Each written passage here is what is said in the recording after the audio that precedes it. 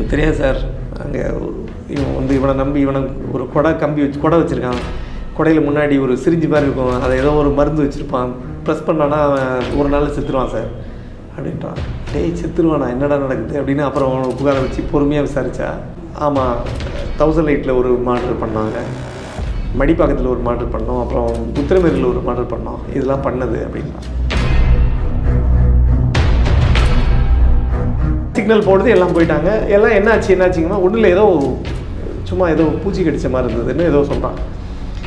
அதுக்கப்புறம் பைக்ஸ் எல்லாம் கிளம்பி போயிடுச்சு, இவனும் போயிட்டான், எஸ்கேப் ஆகிட்டான். ஆன பிறகு அங்கே ஜான் ஃபிலோமின் மட்டும் உட்காந்துருக்கான். கொஞ்சம் நேரம் கழித்து ஒரு 1 hour 2 hour ஆகுது, அப்படி மயக்கம் மாறான், அங்கேயே விழுறான், அப்படியே செத்துட்டான்.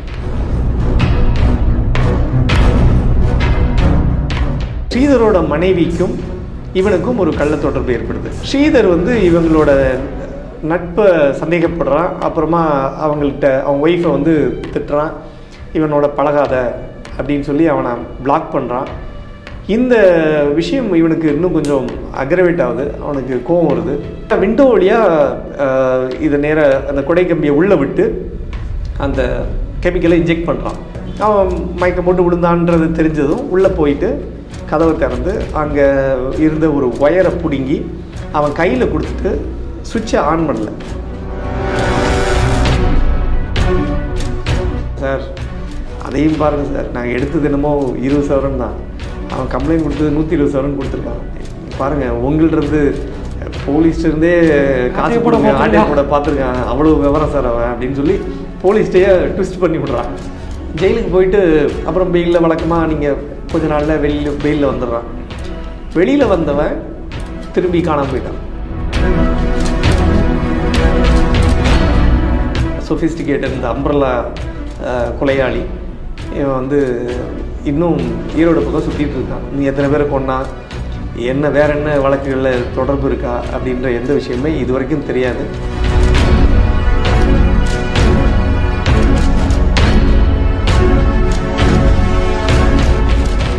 தமிழ்மண் நேயர்களுக்கு வணக்கம். குற்றமும் பின்னணி நிகழ்ச்சிக்கு உங்களை வரவேற்கிறேன். இந்த வாரம் நம்முடைய கிரைம் செல்வராஜ் அவர்கள் வந்திருக்காங்க. வாங்க நிகழ்ச்சிக்குள்ள போகலாம். வணக்கம் சார். வணக்கம். காவல்துறைக்கு வந்து பல்வேறு வினோதமான வழக்குகள் எல்லாம் அவங்க சந்திச்சிருப்பாங்க. அந்த மாதிரி வந்து 2016 வந்து ஒரு வழக்கு அவங்க சந்தித்தது விஷயம் இருக்குது. ஈஞ்சம்பாக்கத்தில் ஒரு வீட்டில் கொள்ளை நடந்திருக்குது அப்படின்னு சொல்லிட்டு ஒருத்தர் புகார் கொடுக்குறாரு. விசாரணையும் போது அவரே வந்து கொலை வழக்கில் கைதான சம்பவம் நடைபெற்றிருக்குது. அது என்ன நடந்துச்சு சார்? ஒவ்வொருத்தரும் ஒவ்வொரு யுனிக்காக சில விஷயங்களை பண்ணுவாங்க. இந்த கைதான நபர் ஸ்டீஃபன், அவங்க அப்பா சந்தானராஜ், அவங்க ஈஞ்சம்பாக்கம் ஹனுமான் காலனி அந்த பகுதியை சேர்ந்தவர், 2nd ஸ்ட்ரீட்டு ராஜன் நகர் அந்த ஏரியாவை சேர்ந்தவர். ஸ்டீஃபன் என்ன பண்ணுறாரு அப்படின்னு பார்த்தீங்கன்னா, அவர் கொஞ்சம் புதுமையாக சில விஷயங்களை பண்ணுவோம் அப்படின்னு சொல்லி பார்க்குறாரு. ஏற்கனவே ஒரு ஜெர்மன் ஒரு டாக்குமெண்ட்ரி, ஒரு சின்ன மூவி ஒன்று சைலன்ஸ்ட் அப்படின்னு சொல்லி, Georgie Marco and the umbrella murder அப்படின்னு சொல்லி ஒரு கேஸ். இந்த கேஸ் ரொம்ப யூனிக்கான ஒரு கேஸு. என்ன அப்படின்னா, அம்ப்ரல்லாவோட முனைப்பகுதி இருக்கு இல்லையா, அந்த முனைப்பகுதியில் ஒரு பாய்சன் லேஸ்டு பெல்லட்டை வச்சு ஷூட் பண்ணுவான். ஷூட் பண்ணால் அந்த நபர், பாதிக்கப்பட்ட நபர் வந்து இறந்து போயிடுவார். அதுவும் நேச்சுரல் டெத்து மாதிரி ஆகிடும். அது உடம்புக்குள்ளே பாய்சன் கலந்து இந்த மாதிரி போயிடும். அது நேச்சுரல் டெத் மாதிரி ஒரு மாதிரி அவங்களுக்கு கார்டியாக் அரெஸ்ட் மாதிரி வந்து முடிஞ்சிடும். ஸோ இந்த கொலை வழக்கு, இந்த மூவியில் சொல்லப்பட்ட இந்த விஷயம் இவனை ரொம்ப இன்ஸ்பயர் பண்ணுது ஸ்டீஃபனை. ஸ்டீஃபன் என்ன பண்ணுறான் அப்படின்னு பார்த்தீங்கன்னா, கமாடிட்டி ட்ரேடிங்லாம் பண்ணுறான். ஷேர் ட்ரேடிங் மாதிரியே கமாடிட்டி ட்ரேடிங்னு இருக்குது, அதை பண்ணிகிட்ருக்கான் ஸ்டீஃபன். இவனுக்கு ஒரு 41 வயசு. இவன் கைதாகும் போது 2016. இவனுக்கு ஒரு மனைவி இருக்காங்க. அவங்களோட ஒரு டேர்ம் சரியில்லை. இவனுக்கு டேர்ம் சரியில்லாதப்போ அவனோட தம்பி ஜான் ஃபிலோமின் சொல்லி அவன் என்ன பண்ணுறான், மனைவியோட தம்பி அவன் என்ன பண்ணுறான்னா, அக்கா கிட்டே சொல்கிறான், அந்த மாதிரி அவரை விட்டு வந்துரு, அவர்கிட்ட நல்லா சம்பாதிக்கிறாரு, காசு நிறைய வாங்கிக்கலாம், அவர்கிட்ட வந்து பிடிங்கலான்னு சொல்லி ஒரு சஜஷனை கொடுக்குறாரு. ஸோ இது வந்து இவனுக்கு தெரியுது. மனைவியே சொல்கிறாங்க, இந்த மாதிரி நான் என் தம்பி சொல்லியிருக்கான், அதனால் நான் ஒரு பிளான் பண்ணியிருக்கேன் அப்படின்னு சொல்லி பேசுகிறாங்க. இதுதான் இவனுக்கு பெரிய ஒரு உந்துதலை கொடுக்குது. அவன் தம்பியை கொல்லணும், அதாவது மச்சானை கொல்லணும்னு பிளான் பண்ணுறான். இவன் என்ன பண்ணுறான், ஒரு 16 லட்ச ரூபா கொடுத்து பாம்பே போயிட்டு அங்கே ஒரு 2 9mm பிஸ்டல் வாங்குறான். திரும்பி அங்கேயே கூட என்ன பண்ணுறான் அப்படின்னா வேதிப்பொருள் ஒன்று கெமிக்கலை வாங்குகிறான். அது கிட்டத்தட்ட ஒரு பெரிய மூட்டை நிறைய வாங்கிட்டு வரான். அதுக்கும் சில லட்சம் செலவு பண்ணுறான். 1.5 லட்சமோ 2 லட்சமோ செலவு பண்ணி வாங்கிட்டு வரான்.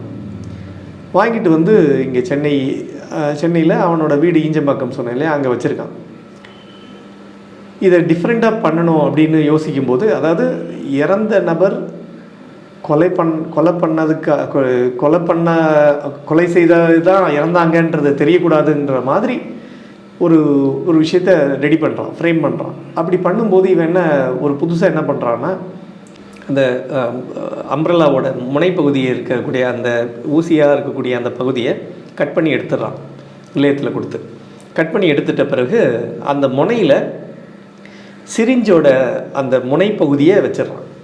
ஸோ தட் அந்த எண்டில் வந்து அந்த சிரிஞ்சு கொஞ்சோண்டு வெளியில் தெரிகிற மாதிரி இருக்கும். சரி, இப்போ சிரிஞ்சு ஃபிக்ஸ் பண்ணியாச்சு, இவன் அந்த குடைக்குள்ளே செட் பண்ணிட்டான். இந்த சிரிஞ்சை வந்து ஆக்டிவேட் பண்ணணுன்னா ப்ரெஸ் பண்ணணும். அப்போ என் கையில் பிடிச்சிருக்க அந்த ஹோல்டில் இருக்கக்கூடிய ஒரு பகுதியை கொஞ்சம் ரீமாடல் பண்ணி இங்கே ப்ரெஸ் பண்ணால் அங்கே இன்ஜெக்ஷன் ப்ரெஸ் ஆகிற மாதிரி ஒரு இதை செட் பண்ணிக்கலாம். இப்போ இதுக்கப்புறம் என்ன பண்ணுறான்னா, இந்த டிஸ்டில்டு வாட்டரு அதெல்லாம் கொஞ்சம் மிக்ஸ் பண்ணி சில இதெல்லாம் இது பண்ணிவிட்டு அதை மிக்ஸ் பண்ணி உள்ளே ஏற்றி வச்சுருக்கான். அந்த கெமிக்கலை உள்ளே ஏற்றி வச்சுட்டு அதுக்கப்புறம் என்ன பண்ணுறான் அப்படின்னா, இவனை டார்கெட் பண்ண பிளான் பண்ணுறான். அதுக்கு முன்னாடியே அங்கே லோக்கலில் ஒரு சில அணில் அப்புறம் எலி இந்த மாதிரியெல்லாம் ட்ரை பண்ணுறான். சும்மா உண்மையாக இருக்கா செத்து போதா என்ன பண்ணுறதுன்னு பார்க்கறதுக்கு. அப்போ நினச்ச மாதிரியே இன்ஜெக்ட் பண்ணோடனே அது கொஞ்ச நேரத்தில் இறந்துடுது. ஸோ இதே மாதிரி டெக்னிக்கை யூஸ் பண்ணோம் அப்படின்னு பிளான் பண்ணுறான். என்ன நடக்குதுன்னா, ஏப்ரல் மாதம் 19ஆம் தேதி 2015 ஜான் ஃபிலோமின் என்ன பண்ணுறான்னா, மவுண்ட் ரோடில் வந்துட்டுருக்கான் பைக்கில். வந்துகிட்டே இருக்கும்போது ஸ்பென்சர் சிக்னல் கிட்ட எல்லாம் நமக்கே தெரியும், லெஃப்ட் போகிறவங்க பின்னி ரோடு போகிறவங்க எல்லாம் லெஃப்ட் ஓரமாக அப்படி கியூ கட்டி நிற்பாங்க. இவன் என்ன பண்ணுறான்னா, இவன் வந்து பின்னாடி உட்காந்து பில்லியன் ரைடர், இவன் பைக்கில் பின்னாடி உட்காந்துருப்பான். முன்னாடி இவனோட கூட்டாளி உட்காந்து பைக் ஓட்டிகிட்டு போவான். இவன் கையில் கொடை வச்சுருப்பான். கொடையை வந்து அந்த சிரிஞ்சு தெரிகிற மாதிரி வச்சுக்கிட்டு கரெக்டாக அவன் கிட்ட வரும்போது அவன் வந்து இவனோட பைக்கு கிட்ட வரும்போது இன்ஜெக்ட் பண்ணுறான். எங்கே இன்ஜெக்ட் பண்ணுவான்னா, மேக்ஸிமம் அவனோட இடுப்பு பகுதி இல்லை அவனோட பட்டக்ஸில் இன்ஜெக்ட் பண்ணுற மாதிரி. இன்ஜெக்ஷன் ஒன்றும் பெரிய கஷ்டமாக இருக்காது. ஏன்னா கிட்ட போயிட்டு பிரேக் அடித்த உடனே நேராக அந்த கொடை கம்பி லேசாக அவன் மேலே குத்துற மாதிரி இருக்கும். அந்த கொடை கம்பி கிட்ட போனவுடனே குத்துற மாதிரி போனவுடனே இவன் கையில் இருக்கக்கூடிய அந்த ஹேண்டில் வச்சு ப்ரெஸ் பண்ணான்னா மருந்து உள்ளே போயிடும். அவ்வளோதான். அடுத்தப்புறம் டக்குனு இவன் எடுத்துட்டோடனே சாரி கொடை தெரியாமல் பட்டுச்சு அப்படின்னு இது பண்ணிப்பான். இவன் ஏற்கனவே ஜான் ஃபிலோமின் தெரிஞ்சு இவனோட மச்சான் அப்படிங்கிறதுனால அந்த இது எடுபடாது அப்படிங்கிறதுனால தான் இவன் என்ன பண்ணுறான் அப்படின்னா, அந்த கூட்ட நெரிசலை பயன்படுத்திக்கிறான். அவனும் பெருசாக யோசிக்கலை, என்ன ஏதோ குத்துற மாதிரி இருக்கே அப்படின்னு இப்படி இடுப்பை தடவிட்டு பைக் ஓரமாக நிப்பாட்டிட்டு அங்கேயே உட்காடுறான். அந்த ஸ்பென்சர் ஜங்ஷன் பக்கத்தில் இருக்கக்கூடிய அந்த பிளாட்ஃபார்ம்லேயே உட்காடுறான். கீழே உட்கார்ந்துட்டு இருந்தவன் அப்புறம் இவங்கெல்லாம் போயிட்டாங்க, சிக்னல் போடுது, எல்லாம் போயிட்டாங்க. எல்லாம் என்னாச்சுங்கன்னா ஒன்றில் சும்மா பூச்சி கடிச்ச மாதிரி இருந்ததுன்னு சொல்கிறான். அதுக்கப்புறம் பைக்ஸ் எல்லாம் கிளம்பி போயிடுச்சு. இவனும் போயிட்டான், எஸ்கேப் ஆகிட்டான். எஸ்கேப் ஆன பிறகு அங்கே ஜான் ஃபிலோமின் மட்டும் உட்காந்துருக்கான். கொஞ்சம் நேரம் கழித்து ஒரு 1 hour 2 hour ஆகுது. அப்படி மயக்கம் மாறான், அங்கேயே விழுறான், அப்படியே செத்துட்டான். அந்த ரோட்லேயே அங்கேயே விழுந்து செத்துட்டான். இந்த வழக்கு வந்து 1008 போலீஸ் விசாரிக்கிறாங்க. விசாரித்தா அவனோட பாடியெல்லாம் எடுத்துகிட்டு அனுப்புகிறாங்க, ஹாஸ்பிட்டலுக்கு அனுப்புகிறாங்க, போஸ்ட்மார்ட்டம் பண்ணுறாங்க. பார்த்தா ஒன்றும் பெருசாக சந்தேகமாக எதுவும் இல்லை உடம்புக்குள்ளே. அது கொஞ்சம் அந்த உடம்புல இருக்கக்கூடிய அந்த பாய்சன் சயனைடு வந்து மற்ற பாய்சன் மாதிரி இமீடியட்டாக உடம்பு ஒரு நீல நிறமாக மாறுறதோ அந்த மாதிரிலாம் வராது. ஸோ அதனால் போலீஸ் அவங்களால அந்த டாக்டர்ஸாலும் இமீடியட்டாக அதை ஐடென்டிஃபை பண்ண முடியல. மயக்கம் போட்டு விழுந்து பிரச்சனை உடம்புல ஏதோ பிரச்சனை அப்படின்ற மாதிரி கார்டியாக் அரெஸ்ட். ஆக்சுவலாக வந்து அவனுக்கு ஹார்ட் வந்து பம்பிங் ஜாஸ்தியாகி அப்புறமா பம்ப் பண்ணி அது நின்றதுனால தான் கார்டியாக் அரெஸ்ட்னு சொல்லி தான் க்ளோஸ் பண்ணுறாங்க. அதுக்கப்புறம் ஆனால் உடம்பை சுத்தமாக, அதாவது நார்மலாக போஸ்ட்மார்ட்டம் போனாலே உடம்பை சுத்தமாக க்ளீன் பண்ணிவிட்டு எல்லாம் பண்ணும்போது அங்கே அந்த இடம், அந்த ஊசி குத்துன இடம் மட்டும் ஒரு சின்ன பல்ஜிங் இருக்குது. பட் அது ஒரு பெரிய சந்தேகமாக தெரியல யாருக்கும். இதே மாதிரி இந்த சந்தர்ப்பத்தில் இவன் சக்ஸஸ் ஆகிட்டான். ஸோ இவன் என்ன பண்ணுறான் அப்படின்னா, ஸ்டீஃபன் வந்து அவன் தம்பியை மச்சானை கொண்டுட்டோம் அப்படின்னோடனே அவர் ஹாப்பி, அவர் பாட்டு ஜாலியாக. அவங்க ஒய்ஃபு சொல்கிறாங்க மாதிரி தம்பி இறந்து போயிட்டாங்கன்னா, அப்படியா அப்படின்னு இவன் கூட போகிறான், எல்லாம் பண்ணுறான், அவங்களுக்கு என்ன தேவையோ அதெல்லாம் ஹெல்ப் பண்ணுறான். பெரிய சந்தேகம் வராத மாதிரி நடந்துக்கிறான். ஆனால் இவன் கூடவே முன்னாடி பைக் ஓட்டிகிட்டு போனது வந்து 2 பேர். ஆக்சுவலாக ரெகுலராக இவங்களை தான் கூப்பிட்டு போகிறான். யாருன்னு பார்த்தீங்கன்னா, முருகானந்தம் அலையாஸ் ஆனந்தன்னு ஒருத்தன். இவனுக்கு ஒரு 27 வயசு. இவனுக்கு கொட்டிவாக்கம் வீடு. இன்னொருத்த வந்து சதீஷ் என்ற சதீஷ்குமார். இவனுக்கும் அவனுக்கு 26 வயசு தான். இவனுக்கும் இவனோட வீட்டு பக்கத்துலேயே இருக்குது. ஹனுமன் காலனி, அந்த ராஜன் நகர் 2nd ஸ்ட்ரீட்டு இஞ்ச பக்கத்துலேயே இருக்குது இவனோட வீடும். ஸோ இவங்க 2 பேரும் தான் மாறி மாறி பைக் ஓட்டுறது. இவங்களுக்கு இந்த மாதிரி ப்ராஜெக்டை சக்ஸஸ்ஃபுல்லாக பண்ண பிறகு அவங்க எதிர்பார்த்தது ஏதோ பெருசாக அமௌண்ட் கொடுக்க போகிறாரு அப்படின்னு பார்த்தா ஒரு 10,000 20,000 கொடுக்குறாரு. அது அவங்களுக்கு பத்தலை. இன்னொன்று அவங்களுக்கு பெருசாக, இன்னொன்று சரி போதும் இப்போதைக்கு மேனேஜ் பண்ணிக்கலாம் அப்படின்னு அப்போதைக்கு ஓட்டிகிட்டு இருக்காங்க. இந்த சந்தர்ப்பத்துக்கு பிறகு இவனுக்கு அதாவது ஏற்கனவே இவங்க மனைவியோட இவனுக்கு பெரிய தொடர்பு ரொம்ப க்ளோஸாக இல்லாதனால என்ன பண்ணுறான் அப்படின்னா, இவனுக்கு ஒரு பொண்ணோட பழக்கம் ஏற்படுது. அந்த பொண்ணு வந்து அமலா அப்படின்னு பேர். அவங்களோட கணவர் ஹென்றி. அந்த ஹென்ரிக்கு வீடு வந்து மடிப்பாக்கத்தில் இருக்குது. அந்த ஹென்றி என்ன பண்ணுறாங்க அப்படின்னு பார்த்தீங்கன்னா, இதுக்கிடையில் ஸ்ரீதர்னு ஒருத்தரை கொள்கிறான். அதாவது ஹென்ரிக்கு முன்னாடி ஸ்ரீதரை கொள்கிறான். இந்த ஸ்ரீதர் கொலை சம்பவம் வந்து இந்த ஃபஸ்ட்டு சம்பவம் ஜான் கொலை வந்து ஏப்ரல் 19 நடக்குது.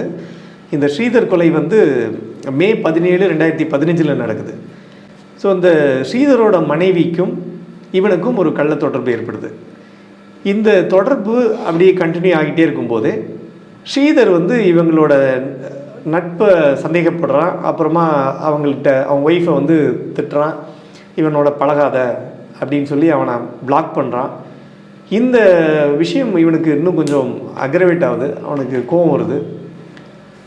இதுக்கிடையில் அந்த ஸ்ரீதரோட மனைவியோட உடன்பிறந்த சகோதரியையும் இவன் தனியாக அவங்களோடையும் ஒரு இல்லிசிட் அஃபேர் ஓடிட்டுருக்கு. ஸோ அவங்களோடையும் நட்பு தொடர்ந்துகிட்டே இருக்குது. இதுக்கிடையில் ஸ்ரீதர் ரொம்ப கெடுபிடி பண்ண ஆரம்பித்த உடனே ஸ்ரீதரை கொல்றதுக்கு பிளான் பண்ணுறான். ஸ்ரீதரையும் இதே மாதிரி கொல்லணும் அப்படின்னு பிளான் பண்ணிவிட்டு இவன் என்ன பண்ணுறான் அப்படின்னா, ஸ்ரீதர் வந்து அவனோட சொந்த ஊர் உத்திரமேரூர் காஞ்சிபுரம் கிட்டே இருக்குது, அங்கே போகிறான். அங்கே போன இடத்துல அதே மாதிரி பைக்கில் இவன் பின்னாடி ஃபாலோ பண்ணிகிட்டே போய் கரெக்டாக அவன் கிட்ட வரவும் கொடைக்கம்பியை நேராக அவனோட பட்டக்ஸ் கிட்ட ஹிட் பண்ணுற மாதிரி வந்து ஹிட் பண்ணி இன்ஜெக்ட் பண்ணிடுறான். அவ்வளோதான். ஆனால் இந்த சந்தர்ப்பத்தில் என்ன ஆச்சுன்னா, ஸ்ரீதர் வந்து அங்கேருந்து ஒரு மாதிரி ஏதோ குத்துற மாதிரி இருக்குன்னு அப்படியே நிப்பாட்டி பார்க்குறான், தடவி கொடுக்குறான். அப்புறமா வீட்டுக்கு போயிட்டான். வீட்டுக்கு போய் சாப்பிட்றான், அவங்க வீட்டில் இருக்கான். அதுக்கப்புறம் மறுநாள் காலையில் எழுந்துக்கல, செத்து போயிட்டான். இவங்கெல்லாம் ரிட்டன் வந்தாச்சு. இந்த ஸ்டீஃபன் டீமெல்லாம் ரிட்டன் சென்னைக்கே வந்துட்டாங்க. பார்த்தீங்கன்னா அங்கே வீட்டில் அவங்களுக்கும் பெரிய சந்தேகம் வரல. ஏன்னா வீட்டுக்கு வந்தால் சாப்பிட்டான், திடீர்னு என்ன ஆச்சுன்னு தெரில, மயக்கம் போட்டு தான் செத்துட்டான் அப்படின்னு முடிச்சிட்டாங்க. அங்கேயும் ஹாஸ்பிட்டலில் காஞ்சிபுரம் ஜிஹெச்சுக்கு போகுது பாடி. அங்கேயும் செக் பண்ணுறாங்க, ஒன்றும் இல்லை, பெருசாக சந்தேகம் வரல. எக்ஸப்ட் அந்த குத்துன இடம் மட்டும் ஒரு சின்ன பல்ஜிங்காக ஒரு சின்ன இருக்குது. அதுவும் பெரிய சந்தேகமாக ஒன்றும் வரல. அப்புறமா இவங்க செக் பண்ணி பார்த்துட்டு கார்டியாக் அரெஸ்ட்டுன்னு சொல்லி அதையும் முடிச்சிட்டாங்க. ஸோ ஹார்ட் அட்டாக்னால இறந்தான் அப்படின்னு சொல்லி அந்த வழக்கும் க்ளோஸ் ஆகுது.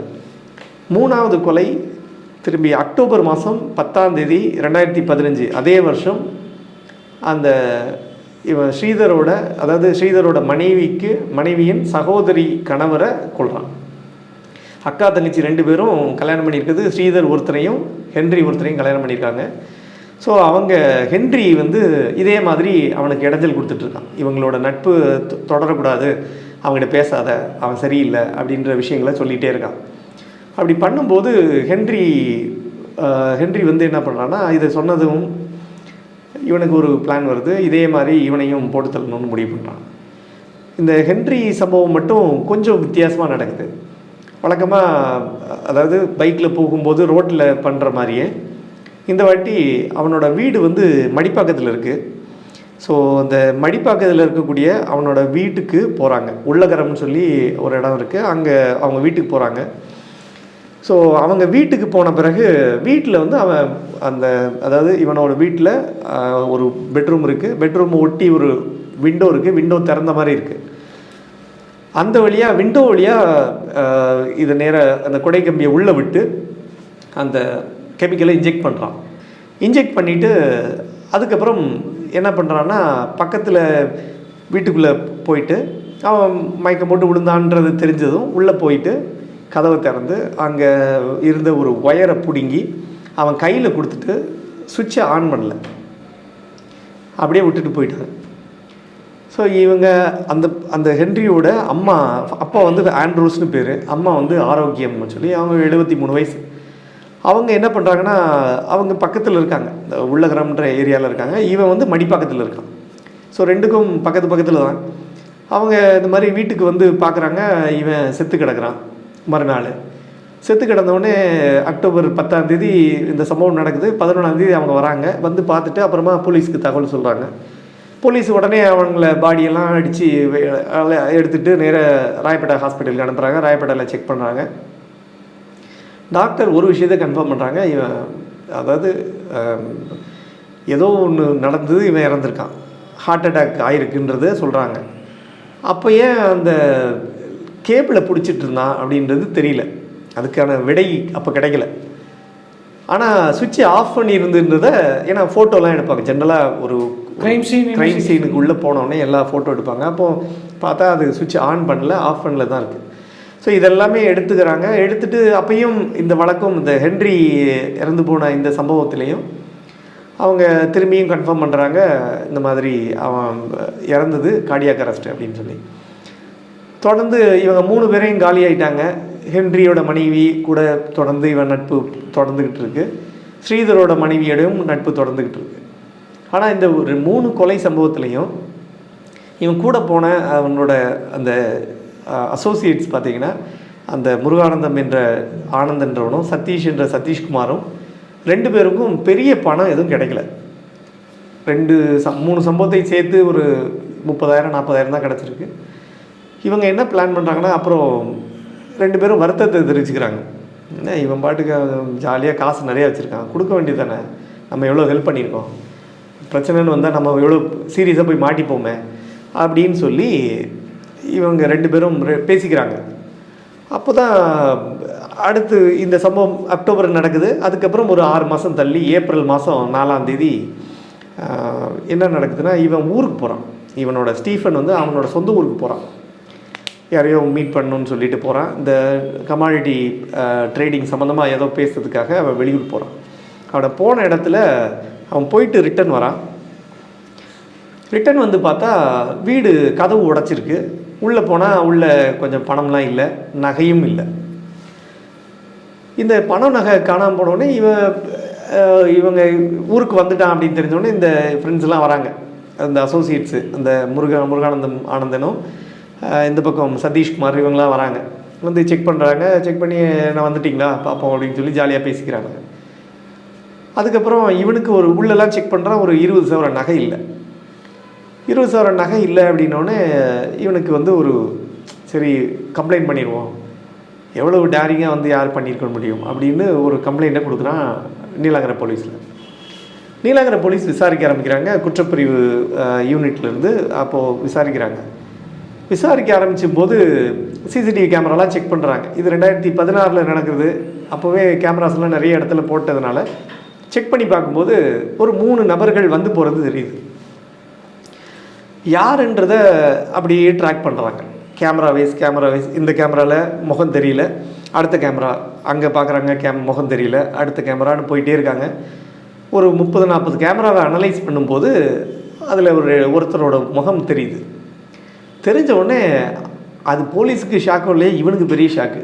ஏன்னா அதில் இருந்தவன் அந்த முருகானந்தம் என்ற ஆனந்தன்றவன், இவனோட கூட இருக்கிறவன். அவன் தான் கூட சேர்ந்து இவனில் தேடிட்டு இருக்கான், இந்த மாதிரி ஒரு சம்பவம் நடந்துடுச்சா அப்படியா அப்படின்னு சொல்லி. அப்போது உடனே அவன் போய் செக் பண்ணுறாங்க, அவனை பிடிக்கிறாங்க, தூக்கிட்டு வராங்க. அவனை கேட்டால் அவன் சொல்கிறான், ஆமாம் நான் தான் பண்ணேன்.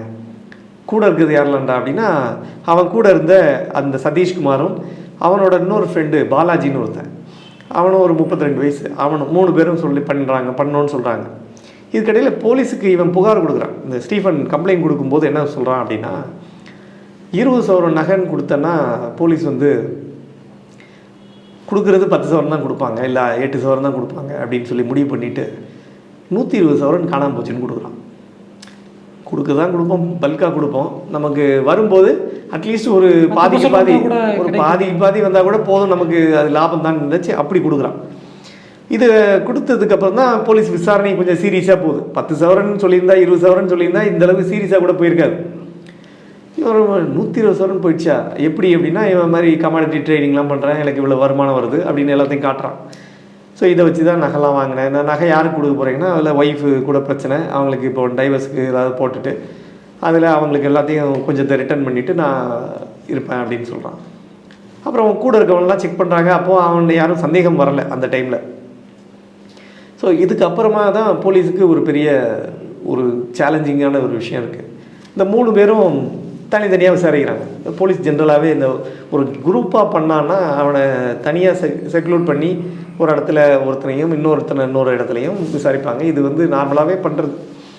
அப்படி விசாரிக்கும்போது அந்த முருகானந்தம் வந்து ஃபஸ்ட்டு கேமராவில் மாட்டினவன் நான் கூப்பிட்டு விசாரிக்கும்போது அவன் உளறான். என்ன சொல்கிறான்னா, அந்த ஆளை நம்பி வேஸ்ட்டு, காசே கொடுக்குறதில்ல, எவ்வளோ ஹெல்ப் பண்ணி கொடுத்துருக்கான் தெரியுமா, ஒரு 10,000 ரூபா கொடுத்தான்.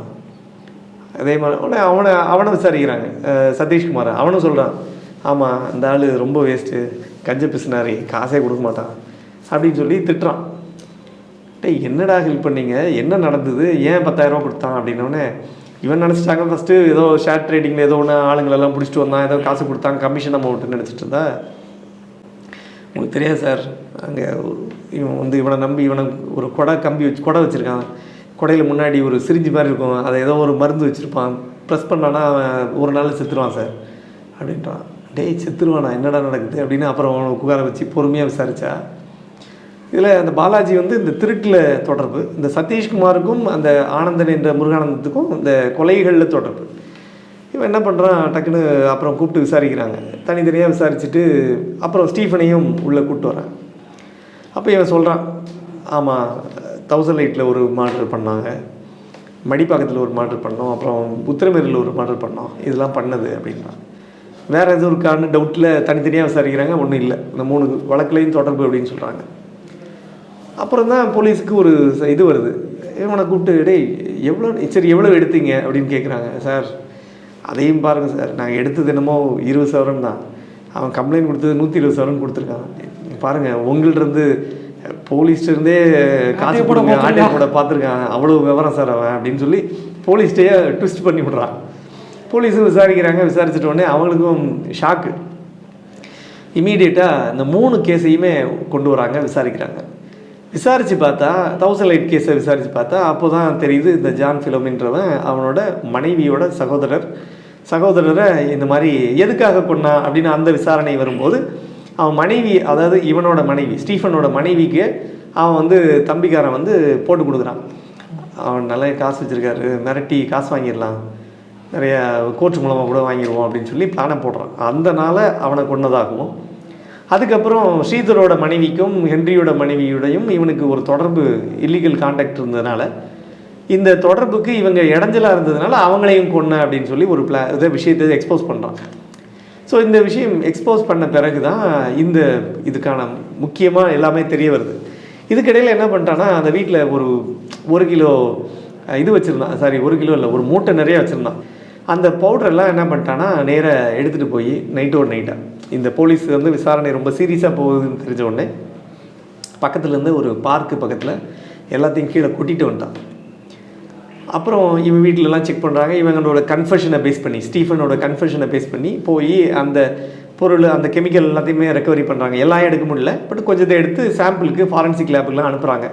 இந்த கெமிக்கலும் அந்த இறந்த நபர்களோட உடம்புல இருந்த கெமிக்கலும் ஒன்றான்னு செக் பண்ணுறதுக்காக பார்க்குறாங்க. இதுக்கிடையில் அதாவது பாடியை ஏற்கனவே புதைச்சிட்டாங்க அப்படின்னா அதை எக்ஸியூம் பண்ணுறதுக்குன்னு ஒரு ப்ரொசீஜர் இருக்குது. ரெவென்யூ அஃபிஷியல் எஸ்பெஷலி தாசில்தார்கிட்ட சொல்லுவாங்க. தாசில்தார்கிட்ட சொல்லி தாசில்தார் முன்னிலையில் அப்புறம் அந்த டாக்டர்ஸ் லோக்கல் போஸ்ட்மார்ட்டம் பண்ணக்கூடிய டாக்டர்ஸை நேரில் வர வச்சு அவங்க தான் ஓப்பன் பண்ணுவாங்க. அப்போது இதை எர்த்தை டிக் அவுட் பண்ணி எடுத்து பார்க்கும்போது உள்ள பாடி இருக்கிறதெல்லாம் கன்ஃபார்ம் பண்ணுறாங்க. அப்புறம் டாக்டர்ஸ் வந்து ஸ்பாட் போஸ்ட்மார்ட்டம் பண்ணுறாங்க. அந்த பாடியில் இருக்கக்கூடிய ட்ரேசஸ் எல்லாம் கொஞ்சத்தை சாம்பிள் எடுத்து அதை ஃபாரன்சிக் லேபுக்கு அனுப்புகிறாங்க. டு கன்ஃபார்ம் இந்த கெமிக்கல் அவன் பாடி இறந்த அவன் அந்த ஆளோட பாடியில் இருக்கிறதும் இங்கே ரெக்கவரி பண்ண அந்த கெமிக்கலும் ஒன்று தானான்றதை செக் பண்ணுறதுக்காக அனுப்புகிறாங்க. செக் பண்ணி பார்க்குறாங்க.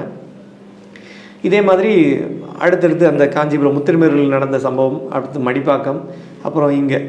அப்போ மடிப்பாக்கம் கேட்கும்போது ஏன்னா அங்கே இந்த ஒயரை ஏன் பிடிங்கி வச்சுட்டு போனீங்க அப்படின்னா, இல்லை நான் வந்து எலக்ட்ரிக் ஷாக் அடித்த மாதிரி காட்டுறதுக்காக அதை போட்டு போனோம் அப்படின்றான். அப்போ சுவிட்சே ஆஃபில் இருக்குது அப்படின்னா அது மறந்துட்டோம், திரும்பி போகிறதுக்குள்ளே யாரோ அங்கே இருந்தாங்க, அதனால் நான் உள்ளே போக முடியல, அப்படியே விட்டு வந்துட்டோம் அப்படின்றான். இதில் பார்த்திங்கன்னா அந்த ஹென்ரியோட மனைவிக்கு இந்த கொலையை பற்றி தெரியும், ஆனால் அவங்க வெளியில் சொல்லலை. அதனால் அந்த மடிப்பாக்கம் வழக்கில் மட்டும் ஹென்ரியோட மனைவியையும் அந்த வழக்கில் சேர்த்து அவங்களும் கைதாகிறாங்க. ஸோ இந்த மாதிரி வரிசையாக 3 கொலை சம்பவம், அந்த 3 கொலைக்கும் தொடர்புடைய அந்த பாடி அவங்களால அன்அர்த் பண்ணுறாங்க. அதுக்கப்புறம் கோர்ட்டில் சப்மிட் பண்ணுறாங்க. இவனுக்கு இது இல்லாமல் இன்னொரு லேடி கான்டாக்ட் இருக்குது ஈரோடு பக்கம்.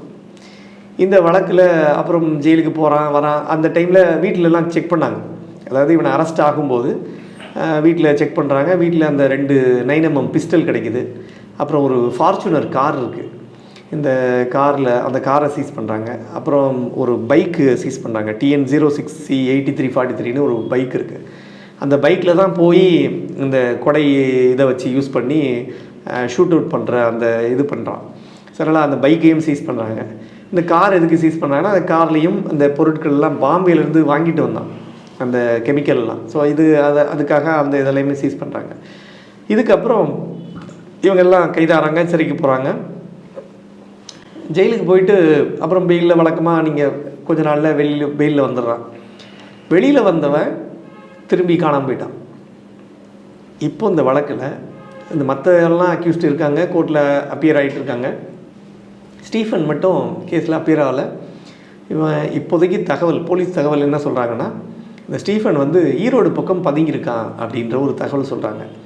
ஈரோட்டுக்கிட்ட ஒரு லேடி கான்டாக்ட் இருக்குது அவனுக்கு. அந்த லேடி கூட அங்கேயே கணவன் மனைவியாக அங்கேயே வாழ்ந்துட்டுருக்கான் அப்படின்னு சொல்லி ஒரு தகவல். நீலாங்கரை போலீஸ் இதை விசாரித்தாங்க. அப்புறமா போனாங்க. அவங்களுக்கு சரியாக அந்த ட்ராக் பண்ண முடியல. ஏன்னா அவனோட பழைய கான்டாக்ட் டீட்டெயில்ஸ் எல்லாத்தையுமே எரேஸ் பண்ணிட்டான்.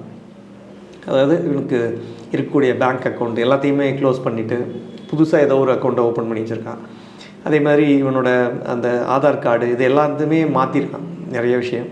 அப்புறம் ஃபோன் இவன் இங்கே யூஸ் பண்ணிட்டு இருந்த ஃபோனை யூஸ் பண்ணல. ஸோ இதனால் இவனுக்கு பெருசாக இன்னொன்று இவங்க ஃபேமிலியிலையும் பெரிய கான்டாக்ட் இல்லை அவனுக்கு. அவங்க அப்பா சந்தானராஜா இருக்கட்டும், இல்லை அவங்க ஃபேமிலி மெம்பர்ஸ் யாருக்கிட்டையும் பெரிய கான்டாக்ட் இல்லை. அப்படி இல்லாதனால அவனை வந்து ட்ராக் பண்ணுறது கொஞ்சம் தடங்கள் இருக்குது.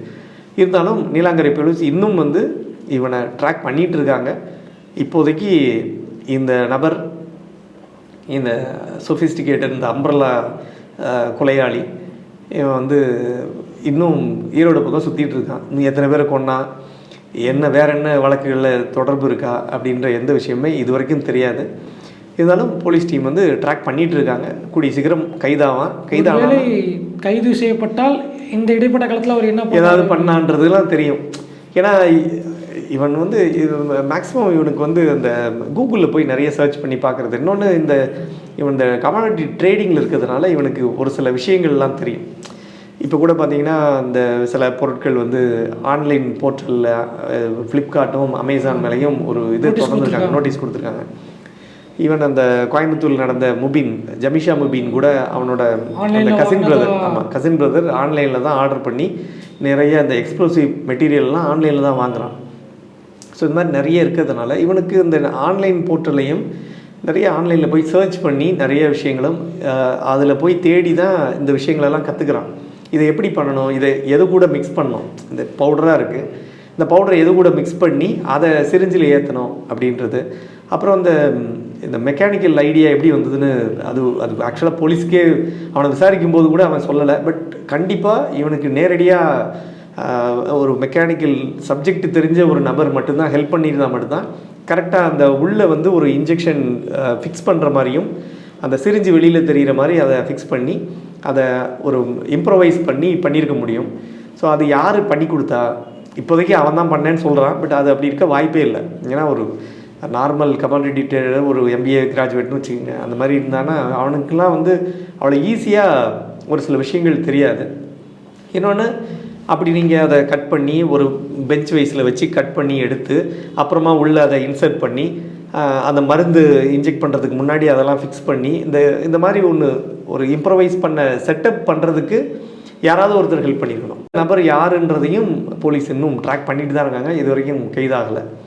ஸோ இந்த மாதிரி இந்த வழக்கை பொறுத்த வரைக்கும் ஒரு கொள்ளை சம்பவம், அதுவும் கிரீடினஸ் தான் சொல்லணும். ஏன்னா இவனோட அளவுக்கு அதிகமான ஆசையினால் 20 சவரன் காணாமல் போனதில் 120 சவரன் கம்ப்ளைண்ட் கொடுத்து அது இவனுக்கே வென வச்ச மாதிரி திரும்பி அப்படி பேக் ஃபயர் ஆகி, இன்னொன்று அவங்க அந்த அசோசியேட்ஸும் சொன்ன காரணம் வெறும் 10,000 ரூபா கொடுப்பான், 5,000 ரூபா கொடுப்பான், எங்களுக்கு அது பத்தலை, அதனால தான் வீட்டில் அவன் ஆள் இல்லாதப்போ வீட்டில் போய் திருடணும் அப்படின்றதையும் சொல்கிறாங்க. ஸோ அதனால் இப்போ எங்கேயோ ஒரு இடத்துல சுற்றிட்டு இருக்கான் இந்த நபர். கண்டிப்பாக இன்னும் இந்த இடைப்பட்ட காலத்தில், அதுவும் கொரோனா பீரியடில் இடையில வெளியில் வந்த பிறகு என்னென்ன பண்ணிகிட்டு இருந்தான், எங்கே சுற்றுனா, எவ்வளோ பேரை இன்னும் வேறு யாராவது இதே மாதிரி மர்டர் பண்ணானான்றதெல்லாம் தெரியாது. போலீஸ் ஆனால் அவங்ககிட்ட இருந்து அந்த பிஸ்டல் எல்லாமே அது மேக்கெலாம் பக்காவாக இருந்தது. இந்த மேக்னம் மாதிரி ஒரு நல்ல ஸ்டெயின்லெஸ் SS இதில் பண்ணது நல்ல பக்காவாக இருந்த 2 பிஸ்டலு, 9mm பிஸ்டல் 2மே, அம்யூனிஷன்ஸும் கொஞ்சம் இருந்தது உள்ள. ஸோ அது எல்லாமே சீஸ் பண்ணாங்க. இருந்தாலும் அவனுக்கு அந்த விசாரணையில் அவன் சொன்ன தகவல் என்ன அப்படின்னு பார்த்தீங்கன்னா, அந்த ஒரு ஸ்னாப்டு ரிலேஷன் தான் அவனை இந்த அளவுக்கு எக்ஸ்ட்ரீம் கொண்டு போச்சு.